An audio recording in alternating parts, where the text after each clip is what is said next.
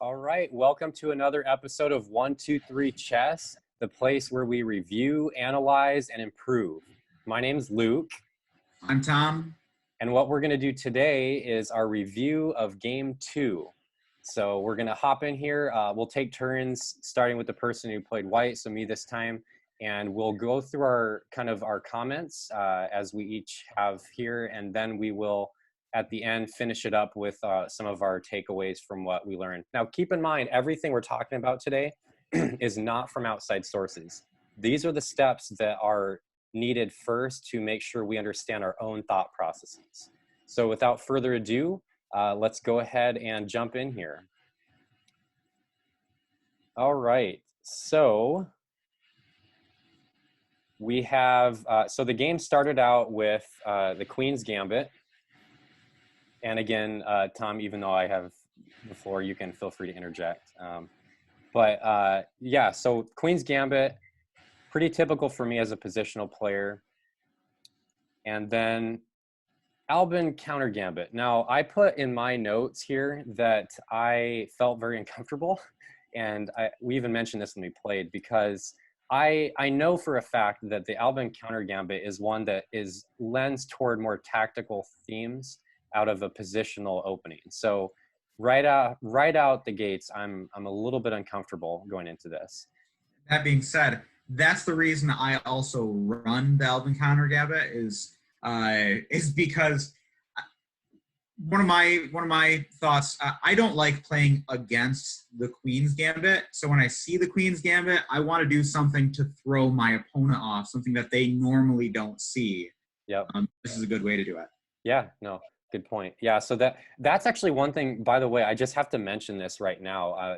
This is only our 4th video, but one thing you guys probably have already realized is the fact that Tom and I are very opposite in many of the playing styles we have. One is tactical, one is positional, so that actually is perfect for these because it makes it a big challenge for each other, and it pulls out the uncomfortable nature of how we reply to something that's totally opposite of what we want to encounter. So I think that's great for this. Okay, so what did I do? In response, I took his pawn. I knew that if I took the other one, I know personally some little traps that can happen. I just didn't want to have to deal with that. So I took the easy route in my mind. Okay, right here, I'm already, again, I know the opening principles usually say don't bring your queen out early, but I know Tom and he's tactical. And when I see that queen come out on move 3, I'm like, okay, this is a little bit outside where I'm comfortable. So I decide to, again, I'm trying to play it safe here. Pulls out the knight. So keep in mind, he's got one thing to note. He's got 3 pieces attacking this pawn. So the whole idea of the central control, that's what he's going for. So I'm constantly calculating how many of my pieces are able to defend that. And right now it's not as many as I need. So I don't want to leave that hanging. So I'm like, okay, I'm going to attack his queen. I know he's going to bring his bishop out, and he does. Okay. So this is the point where I'm like, okay, so what I'm scared about is him pushing this pawn to e4, because then that crucial square for my knight, I can't go there easily. So yeah, I go there because that's one of my favorite places for the knight. It's helping guard and all that. So I'm like, okay, at this point, I'm like, you actually, in my comments, you can see, I'm like, if he advances with e4, I mentioned basically my thought process of what happens when he does that. And what happens? Ta-da! He does that. So this is where it gets to a point where I'm like, okay, I don't want to just retreat my knight back here, because if I did that, it would be just kind of wasting time, unless there was a purposeful reason. But yeah, at the same time, I know that if he brings this out, then he's obviously got a pin on my queen. So I'm just trying to think through my options here. And yet if I bring it over here, well then no more pin, and his pawn, since he pushed it, it's no longer attacking the d4. So with that in mind, I went for it. Now, I have to mention at this point of the game, something really crucial happened in my mind. I went from being very scared and very kind of like off base to feeling very comfortable. Like this is one of the moves I'm It this is switched for me. This is the point where I was like, oh no. because right now it went from a tactical storm to a very quiet, subtle kind of positional game that is right up my alley. And so at this point, I'm like, this is why I play the Queen's Gambit, man. This is it. And so I mean, let's show you what I was thinking, because I see this right here. This piece guarding it provides a perfect way to slam at the queen, forcing her back. I know he's probably going to take here because what's the bishop to do? I mean, I could push my pawn. There's a lot of things I could do here. But I think I was assuming here that Tom was going to go ahead and take this because it alleviates some of the pressure I've reversed now. And well, what happens? Ta-da! Okay, so the game is very much simplified now. And I still have this stupid pawn here, which is really kind of, you know, throwing a monkey wrench in my plans. But at the same time, he's opened up some other plans for me now that I wasn't seeing before. So he pulls it. Now this right here, I must say, this is one thing that made me happy. I felt very happy when I see a bishop that is behind its own pawn like this. It really makes me confident that if I don't take this pawn, which I was going to try to take before, I decided to revert my thinking to rerouting my knight this way instead of trying to put pressure on this square. And so that was a change in my thinking at that point. And well, that's, I mean, look, it's developing with tempo, attacking his queen. I mean, how could you not do that? That's just kind of like a textbook mindset. Okay, so he's got the retreat. Now this is where things get interesting, and it's not just where blunders happen, but it's also where just a totally different type of game evolves. So I move my queen out. Okay, now this is where one of the blunders came. Tom knows what I'm going to say. But so I need to say here, I'm again, keep in mind, I'm a positional, careful player. I don't like bringing my queen out unless I absolutely am confident I can do this. I brought my queen out because I knew that if he pushed this pawn and I take, well, then this pawn can't take me because, well, we have a pin going on here. So that was the one thing that caused me to say, okay, you know, I really like owning some of these long diagonals. And then if I bring this piece out, check that out. We got 3 diagonals going on toward his king side. All that's pretty, that's pretty big menace if you ask me. So I was like, okay, I'm going to go for it. So I did. Okay, bring my last bishop out. There's the theme I said. I still don't like where my knight is, but we'll get to that later. All right, here it comes. Now, again, like any of us would have made this, I would have made this. It's just, you just got to be careful. And in this case, Tom just overlooked it. And again, happens to all of us a million times. So I took it. It's just one pawn, but hey, it helps me out. And I now have this pin on his queen. So that's good. But here's where I really start to just not calculate things right, or not, I guess, utilize my potential options. All right, so he brings his knight in. Obviously, the knight's guarding it, so he's got 2 pieces guarding that. This piece, yeah, I don't want to take here, because if I do that, obviously, I'm pinned to my own piece.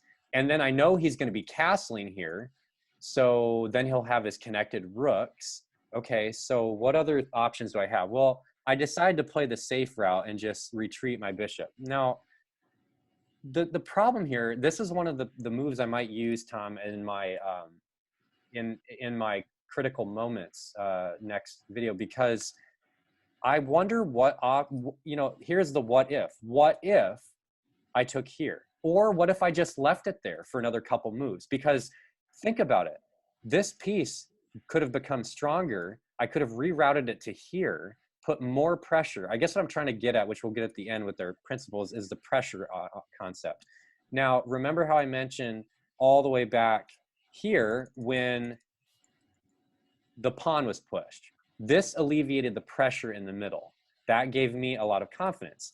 However, conversely, now that we get to this point, the fact that I retreat here alleviates the pressure. So in both cases, the pressure being alleviated, even though if you feel uncomfortable like I did, and I'm sure Tom did too, and well, I'm not sure, but I'm assuming earlier on, either way, that uncomfortability is a crucial element for us to remember about our own thought process. I know for mine. Okay, so let's continue. So I play the safe move and Tom was relieved. I believe when we had we were doing this over video, and he mentioned, "Wow, Luke, like why did you not take it?" And whether I took it or not, it was the point that I retreated it that really made a statement that says, I'm going to play a quiet game, Tom. I'm not going to continue to force the place where it's weakest for you. I'm just going to play safe. So I did. So he castles, no surprise there. And then, okay, complete miscalculation on my part. Watch this. So I thought to myself, I'm like, if I take there, if he takes with his queen, I'll get a free knight. But then I'm like, if he takes with his knight, I'll get a free queen. But hey, everybody, what about the bishop? I mean, really?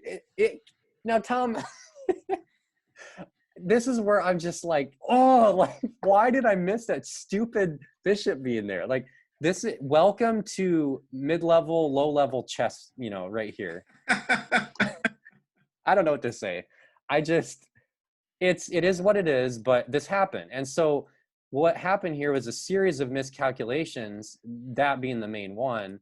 And then after this, well, look what happened. Yes, I get it. Okay. You could tell me, oh, Luke, but look, you have a strong middle and you have, your 2 pawns up. Yes. And yes. However, could I have had more going on for me now? Because I feel like any higher level player would look at this and say, White, what the deal? Like, you totally had it in your grasp. You had tactical options. You failed to capitalize on the weakness. And that's exactly what I did. Okay, so then of course I missed this. Simple miss, but what happens here? Well, if I retreat it, guess what? Ping. And I understand that I could still go behind it and then I'd be on the file of the king. I understand that, but still, free pawn hanging, so, and then I realized, okay, I want to guard it with the pawn, but I don't, I like this bishop here, so I don't want to move it back, and then now he can push this pawn. So that was my thought process in a ADHD manner. And so now we're going to see what happened. Well, I chose, again, here's Luke choosing the safe route. I'm going the quiet, like, I know my pawns can be doubled. I'm still one ahead. And at the same time, guess what? It'll still open this file up. It'll still open the file up, so I could have 2 pieces attacking it. So, I got there and there. So that's kind of how I thought through. So interesting. Tom does not take it. I wasn't expecting this, Tom. I'm sure I should have taken it, looking back on it. Yeah. I think my big reason for not taking it was I hated that bishop there. I hated that bishop there because I didn't like it that it was pinning that knight, that pawn to the king. Yeah. So we both recognize that bishop as a strong one on my end. That's interesting. So yeah, anyway, I won't digress too much further here, but I decided to, instead of taking it, what was my logic? I didn't want his knight to come into a strong spot. So instead I, pulled back asking him, do you want to take it? And he did. So I got a stronger place toward the middle for my knight. He goes here. He's obviously attacking both of these. So what did I do? Bring my king instead of castling. I know, unorthodox, but sometimes it's best. So, and now my king's toward the center more. We're getting toward the end game. I got to think that way. Okay, so no surprise here. The rooks start to come into play. Oh, committal move. Now he's gonna put them both in the same file. Okay. So then I decide I'm going to take the other file while I have it now. Yep, he goes for it. So we got 1, 2, 3 attacking that square. Aha, okay, so now I have 3. So that means that I can't move my knight and rook right now unless I do something. So starting here, this is the last crucial move I'll mention, because right here is where the next 5 or so moves can be categorized for me as, what do I do with the knight? What do I do that's productive? this is me right now. What do I do on the board that's productive? I have no idea. Should I push this pawn? That was constantly haunting me. So, okay, yeah, he kicks it back. There we go, back where it was. Nothing productive there. Okay, and he's kind of, and what is this? Like, I don't really know. At this point, I literally didn't know what to do. So I'm like, I'll just move a piece, and I can't attack this pawn, so I could go here and then attack. No, that's dumb. You know, so, okay, continue. Oh, finally, I push it. I feel like I should have before, but okay. And then, okay, we're going to go for a trade. At this point, I felt a little more comfortable because I want to get it simplified. Okay, take. Of course, he doesn't take it with the pawn because, you know, that was what I was expecting. But conversely, I think it might have been bad. I don't know. Anyway, so here we go. Stack up the rooks. Take. Simplified game coming up here. Securing my control of the center. Okay, let's open this file up. Okay, take with that so that I can actually get it as simple as possible. Okay, the last thing I'll mention, I don't want to take too much time on my end, but I do want to say this. This is from here on out, the amount of miscalculations, oversights, and just not spending enough time on my clock to calculate the simple end game principles that we already talked about is manifold. I mean, I can't tell you how many of these moves, like for here, you know, right here, I almost feel like I should have pushed this instead. This is a key square right here. And then, you know, he would have had to go here, but then I could have pushed, you know, there's just so many things going on already. And then once we get to, so now I got to pass pawn. That's nice. But here, okay. Boom. Why did I not take this pawn, you'd say? I don't know, because if I did, take, passed pawn, baby. But no, I had to go like this. And that's, again, that's what you know what I mean? That's what I'm saying. I would have had, and then as we go further, okay, there we go.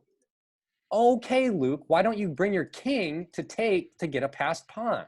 See what I mean? I was kind of wondering too, or just bring the F pawn forward. Yeah, something. Yeah, the F pawn should have been brought forward, you know, way long ago. So, yeah. Anyway, at this point now, I won't go into the very, very end much because it's very similar to the one that Tom and I had on our first game. It's, you know, I just stupid stuff with my queen, letting his king get too far. So right here, okay, I will say this. Last thing I'll mention here, this move. Why did I go here? I mean, there's a lot of logic behind certain things, but if I routed my queen here instead, or something to where I could kind of coax his king back here, would have been great. But I didn't take enough time on my clock, Tom. I feel like a lot of these, just the pawn and king endgames, if there's one thing in the next few games we play, I need to learn is whether I'm losing or winning, whether I'm ahead or not. By the time we get those games simplified, let's make smart moves, Luke. You know, I actually kind of like taking on a5 check with queen on that move instead. Yeah. So anyway, so that was it for mine. And Tom, I guess I'll let you go for yours now. Yeah. Okay. So I think one thing that I learned this week is my thought pattern is way more frantic than what Luke's is. I didn't tell Luke, but I actually had a peek at his analysis when he posted online earlier this week. So again, I already mentioned Albin Countergambit, doing that to kind of throw him off. This is actually not the usual move. The typical one is taking on e5, and then the d pawn pushes up to d4. Usually how it goes, but this is acceptable. Like these positions so far, like this I'm feeling great about. Then we get here, and this is where this is the first comment that I made, which was, can I advance to e4? And I was really uncertain if I could do that. And looking back on it, I'm just like beating myself up over it.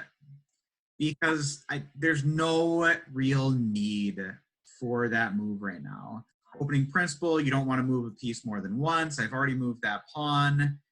I mean, it's not accomplishing a heck of a lot, right? It forces him to move his knight, but then what? Then what? Like, boom, I got him to move his knight. Okay, did nothing else. And now my queen is stuck defending it. So we go there, and the queen's already under pressure from that knight on c3. Though I can eliminate it at any time with the bishop, which then I do, because the pressure's high enough that I'm like, okay, got to get rid of it, right? Okay. So then, another point of uncomfortability. So at this point in time, I know my queen is going to have to move if it's attacked. And is Luke going to attack my queen? Absolutely, he's going to attack that queen. He wants that out of there. And right now, the queen is the only one defending it. And so I'm like, okay, well, what do I have for options for defending it? I mean, I guess this is my logic here too. Instead of moving the G knight, because I feel like the G knight probably would have been a better defender in this case. I did it primarily because when I'm running the Albin Countergambit, usually when you're running the Albin Countergambit, you will end up castling queenside. And so I was trying to prepare myself for a queenside castle. What you get, if you'll notice, the queenside castle. I'm just doing it here. The queenside castle gives you the rook and the queen in that same file, and so it puts a lot of pressure right down the middle. So that was my reasoning for the move, but yeah, I didn't like it. But nevertheless, that's where we are. That's interesting. You were mentioning about the queen guarding the bishop. I wasn't even thinking about that element when I was thinking through my end. Yeah. So the queen drops there, and yeah. So then all of a sudden I see this attack come, and immediately my mind goes to, oh, look at that, two major pieces, or bishop and queen, set up perfectly for a pawn fork. I'm gonna do this right now. And then I get to the next move of Luke's, and then here is where I'm like, no, this can't be right. This can't be right, because I know Luke's level of play, and I know that he saw I could put my pawn there. And this is move 11. Yeah. I'm sitting there in while we were playing going, can I do it? Can I do it? Can I do it?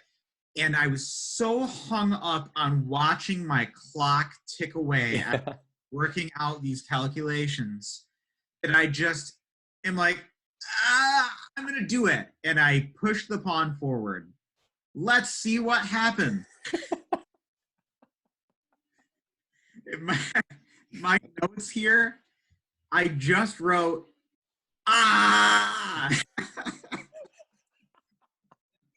Oh, happens to me. Oh man. As soon as I see you take it, I'm like, nope, I messed up. And then I immediately see, yup, can't take with that pawn.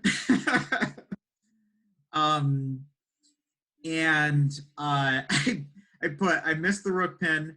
Dread sets in, and I've accepted defeat in this game, which this is a fault of mine. Now,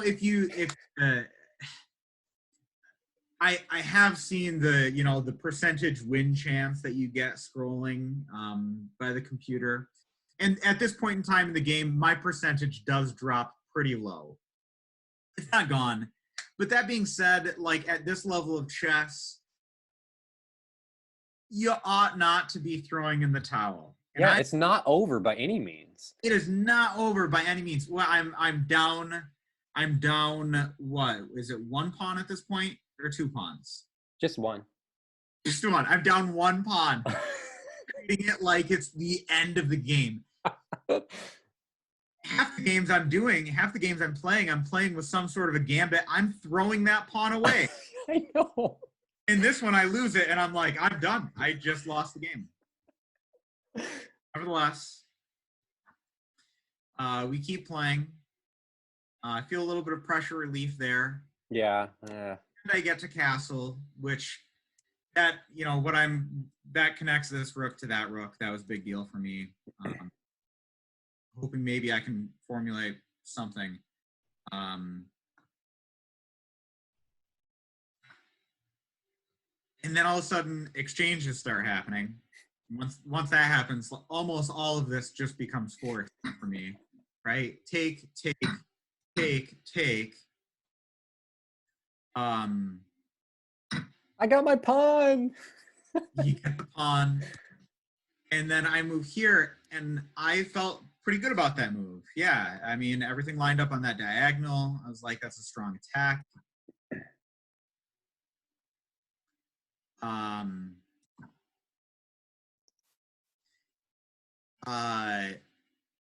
This again was clock is ticking. I need to make a decision. Mm-hmm. And so I just said, okay, I'm going to move there. And it was really because I was uncomfortable by this bishop bearing down on the king. And I just said, okay, I want to get that out of there. Luke moves. We're here. How did you feel when I did that instead of taking? I was dead inside at this point, Luke. Really? Okay.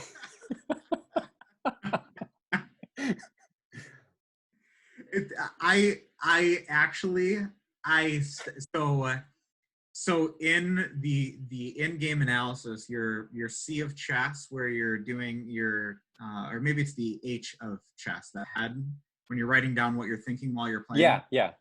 So I was actually physically doing that while we were playing until we got to move 12. Once we got to move 12, and this happened.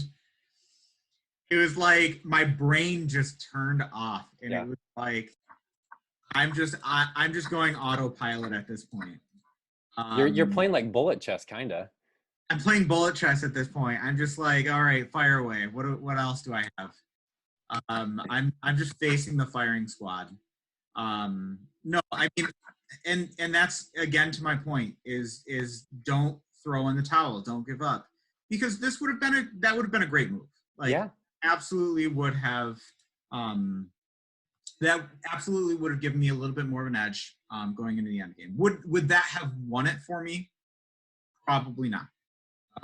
But it certainly would have helped. And that's the goal over time, right? It's small incremental gains over time.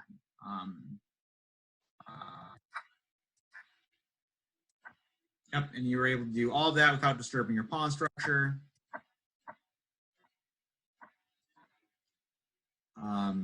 Oh, that pressure on E3.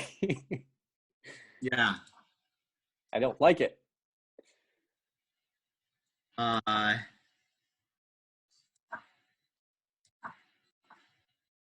Going there.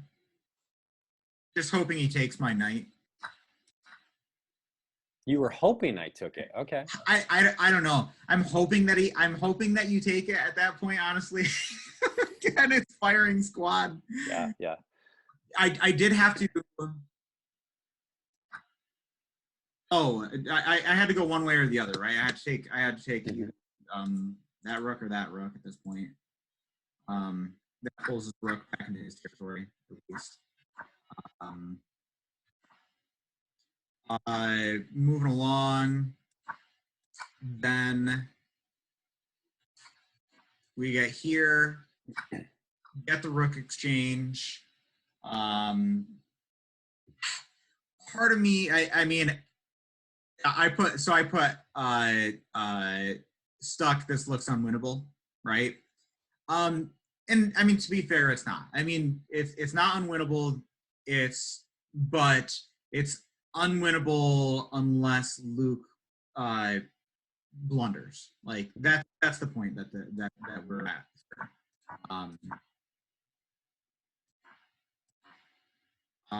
So it just kind of goes,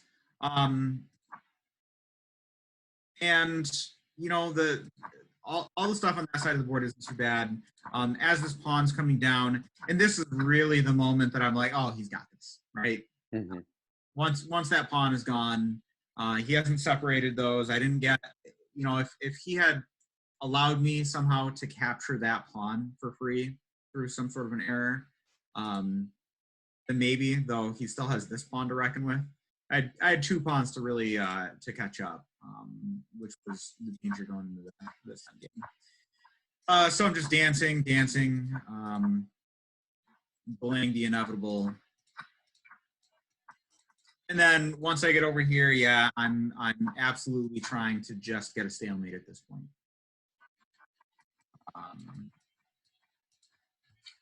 So there we go. So to go over my key points in the game, if we can do that. Could I go have you go real quickly to the spot where I didn't want to move my knight when you had the pressure on e3 with your rooks in the file? Could you go to that real quick? End game or near end game? Yeah, a little. Yeah, okay. So right here, like once you took my bishop, and then I took your bishop, I didn't realize this until like you were just going through this, but your pawn on c7 for being a loner pawn was really powerful here. The 2 key places I wanted to kind of swing my knight in, that pawn was guarding both b6 and d6. And I know that seems like a tiny little thing here, but that really threw a monkey wrench in my plans for a few moves. I just realized that. Yeah. Anyway. Yeah. So my key moments in the game. This was one. It was the uncertainty that I felt about advancing that pawn. And so one of the things that we're identifying in this analysis too is the transition moments from opening to mid game to end game. And one of the things that I really noticed and it was due probably to my gameplay, the way that I was handling this, is I didn't feel like there were very key really clear moments of transition between those things, because I didn't give us any of those like defining factors, right? Yeah. Because here is where I should have been continuing to develop my pieces, so that we were going in, maybe bringing that bishop down there, right? To fork that knight, or sorry, skewer that knight. So it's just kind of how do what ought I be doing at this time to continue my development, to set myself up for a better game.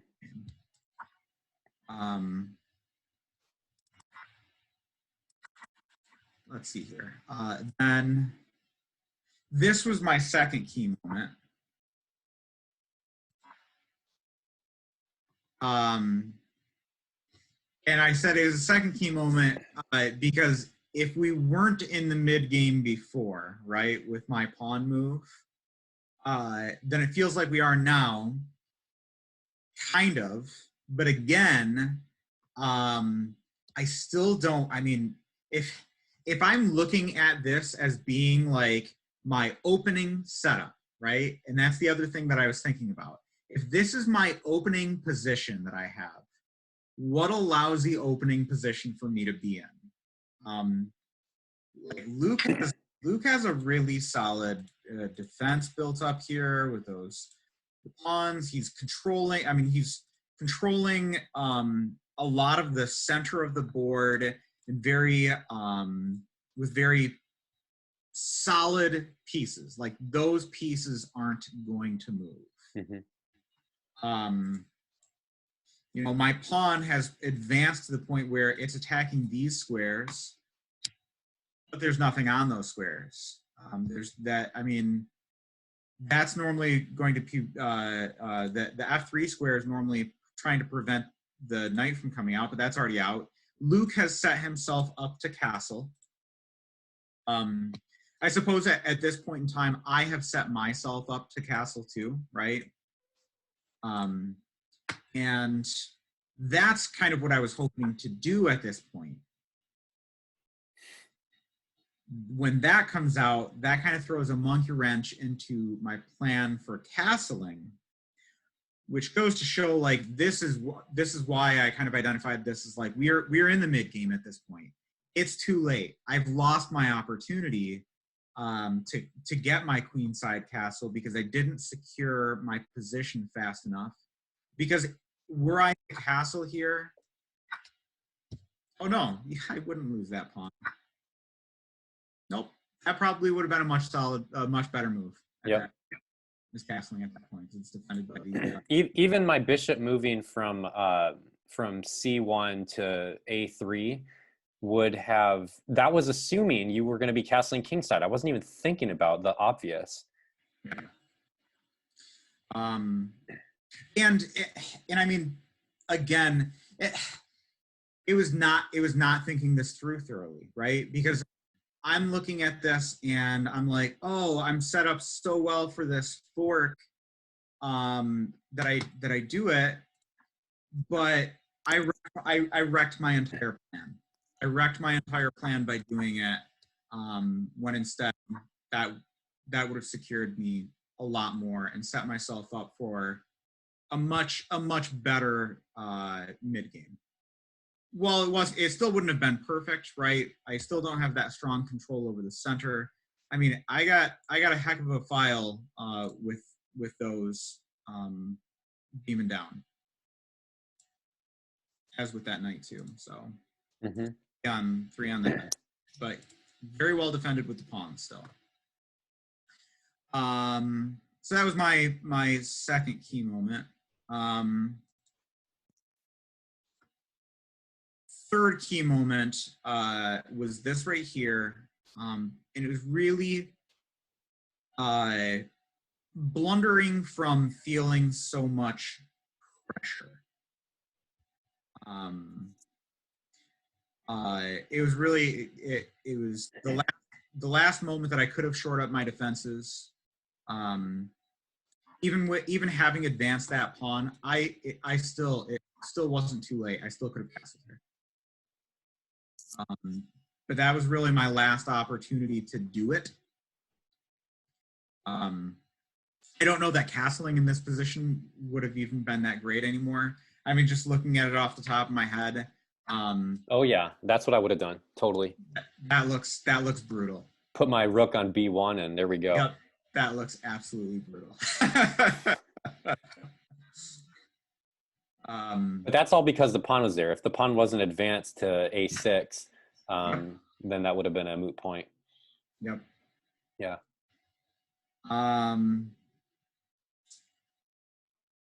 This. I put key moment 4.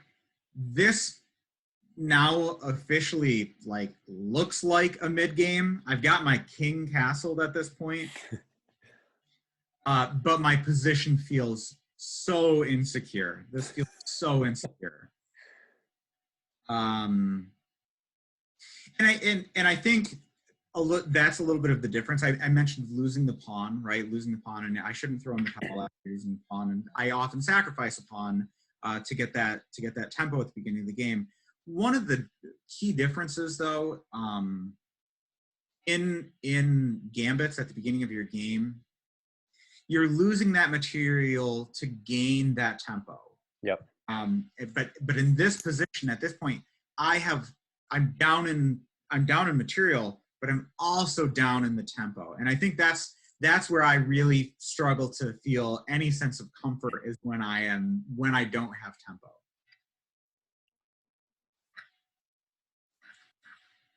I had two pins, and I just deleted those pins. Oh. And this is so funny. So if we called this the transition point to the mid game, which I think the transition to the mid game happened way earlier than this, our mid game lasts like this. Like, yeah, it hardly lasts any moves at all because we go through all of those exchanges so fast.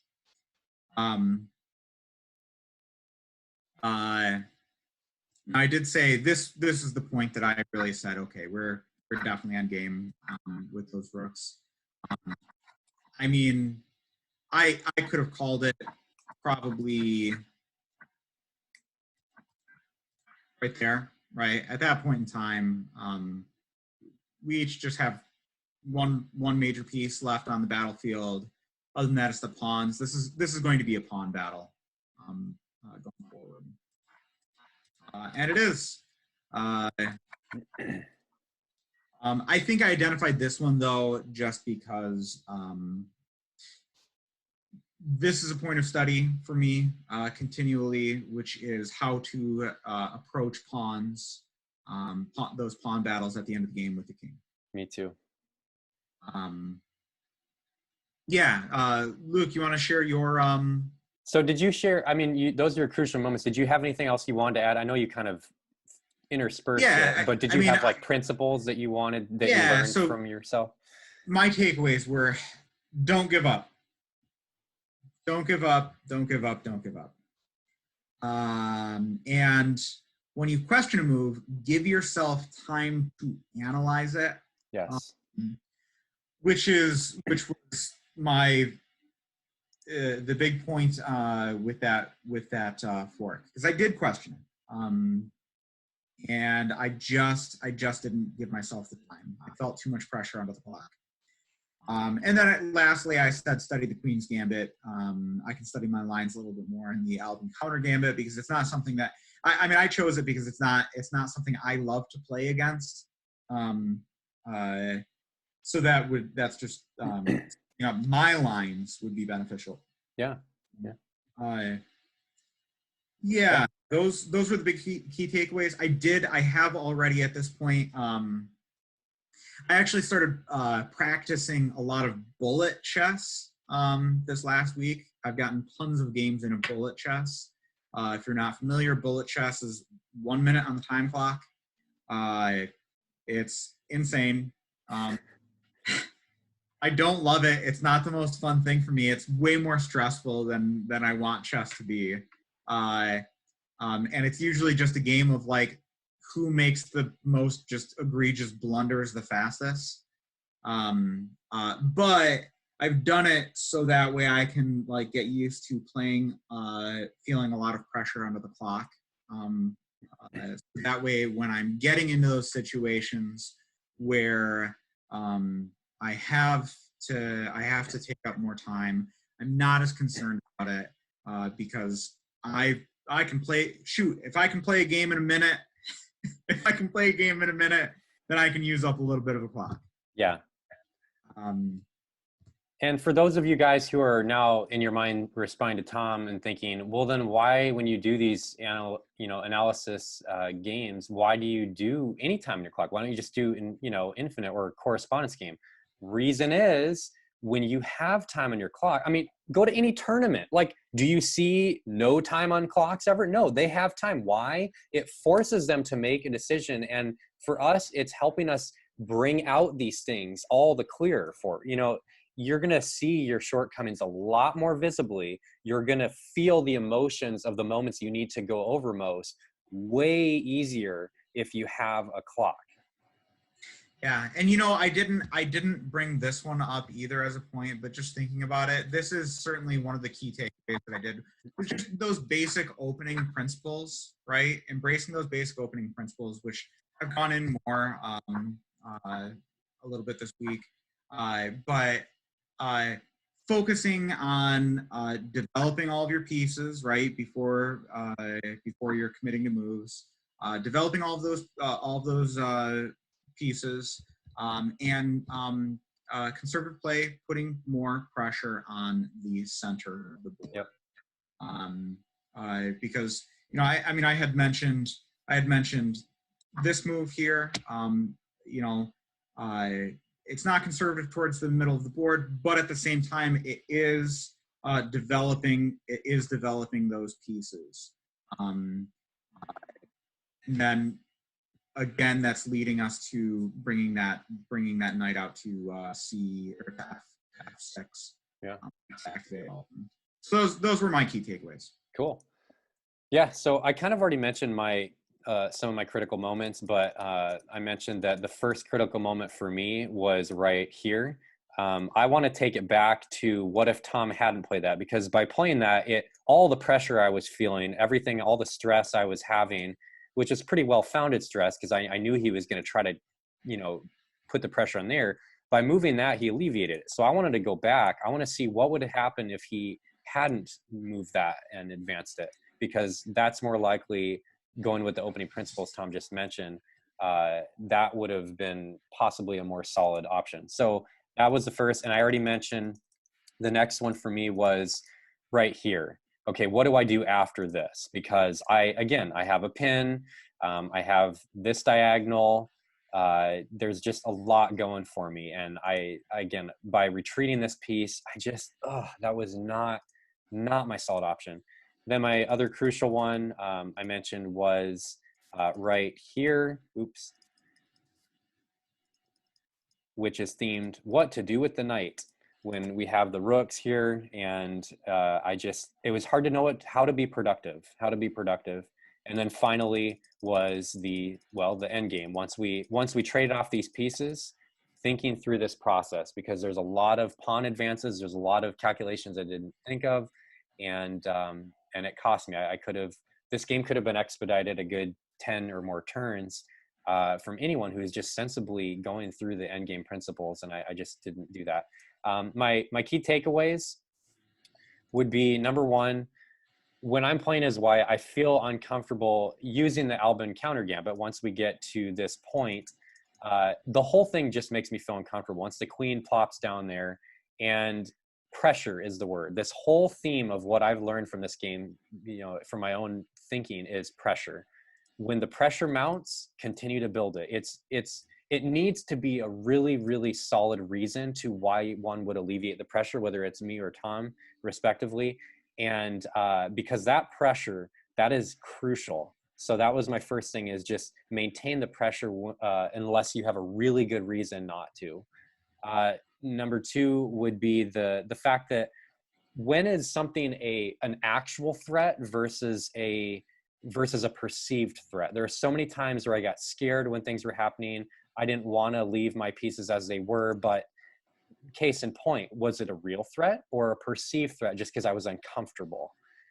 Number three was endgame principles, specifically pawn advances, all that stuff. Just hone in on that. Like, I need to use my time, not just use it more wisely, but use time, like actually move prudently as it approaches the end. And then finally, the idea of just, I need to assess the board and look at what tactical elements are there, not just positional, but like when I had 3 pins going on, why would I just exchange pieces? Sure, I'm up 2 pawns. Sure, I have a better center. So what? I have 3 pins. Why don't I capitalize on that? So that was, so I think those are probably my biggest takeaways. And as you guys know, even from the previous one, the critical moves that we each chose now could change slightly if we want to analyze it slightly differently.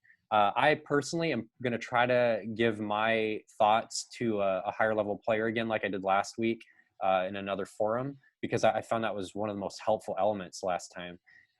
And so, but either way, nothing has been thrown into a chess engine here.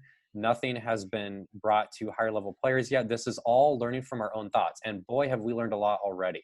So excited about next week when we actually get to take it to the books and to really glean some foundational wisdom. Tom, anything else you want to add? I think that's it. We'll see you guys next week. All right, thanks guys. Thanks for watching and continue to improve your game.